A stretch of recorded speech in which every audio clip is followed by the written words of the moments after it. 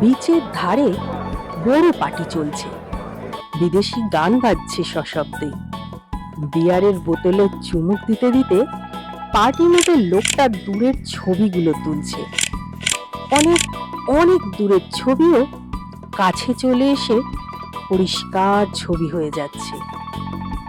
লোকটা পরিবারের লোকেদের বলছে, এই দেখো দেখো, সমুদ্রে কত দূরে মাঝিরা নৌকায় চড়ে মাছ ধরছে। ওই মাছগুলো কাল আবার আমরা খাবো। দেখো দেখো কত দূর চলে যাচ্ছে, আর আমার এই ক্যামেরা দিয়ে মাছগুলোকে পরিষ্কার দেখা যাচ্ছে। ক্যামেরাটা এতটাই দামি। লোকটা যার ছবিগুলো তুলছে সে তখন প্রায় মাঝ সমুদ্রে। সত্যিই সে জীবনের মাঝ সমুদ্রে পড়ে আছে। মহাজনের কাছে অনেক দেনা, বাজারে চাহিদা কমছে, ফোরেরা সব টাকা মেরে দিচ্ছে। আজ আর সেভাবে মাছ কই? মাছগুলো সব গেল কোথায়? মাছগুলোর ওপর খুব রাগ হচ্ছে আমার। বেটারা সব লুকোচুরি খেলছে আজকে। মাঝিটা হাল ছেড়ে দূরের দিকে তাকালো। বিন্দু বিন্দু আলোগুলো যেন একবার চোখ খুলছে আর বন্ধ করছে। আলোগুলো বাবুদের মতো নেশা করে আছে মনে হয়। এদিকে পার্টিটা খুব জমে উঠেছে।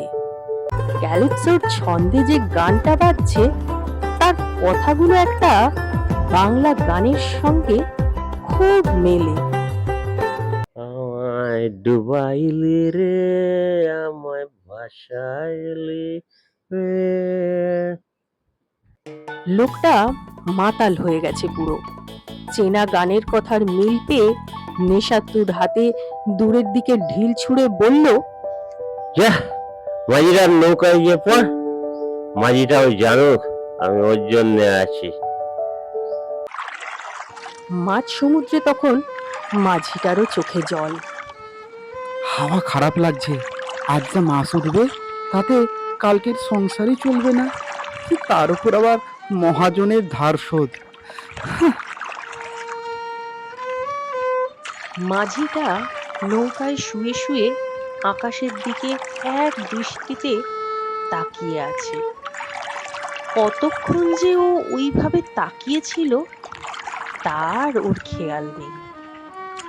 হঠাৎ মাঝ সমুদ্রের নৌকাটা বেশ জোরে জোরে দুলে উঠলে ও উঠে বসল। শুনতে পেল রেডিওর খবরে বলছে, একটু পরেই রাজ্যের উপকূলবর্তী অঞ্চলগুলিতে বড় ঝড় আসতে চলেছে। সরকারের তরফ থেকে মৎস্যজীবীদের বলা হয়েছে তারা যাতে এই সময় সমুদ্রে নৌকা না ভাসান।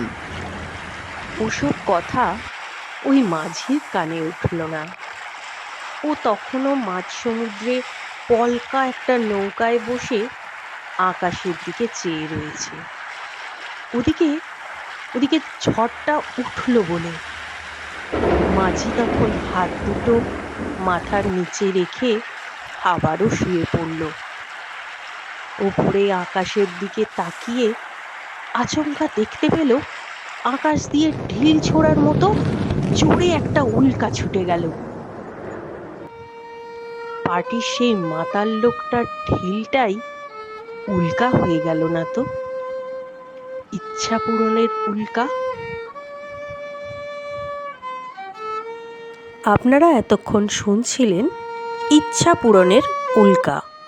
কলমে পার্থপ্রতিম চন্দ্র, কণ্ঠে রীতা পাল চন্দ্র, সৈকত নিয়োগী এবং পার্থপ্রতিম চন্দ্র। বেহালায় সঙ্গতদান করেছেন সৈকত নিয়োগী। কেমন লাগলো আমাদের আজকের এই নিবেদন? যদি ভালো লেগে থাকে কমেন্ট করে অবশ্যই জানাবেন। আর আমাদের পেজটা ফলো, লাইক এবং শেয়ার করে আমাদের পাশে থাকুন। কথা দিচ্ছি নিরাশ হবেন না। ধন্যবাদ।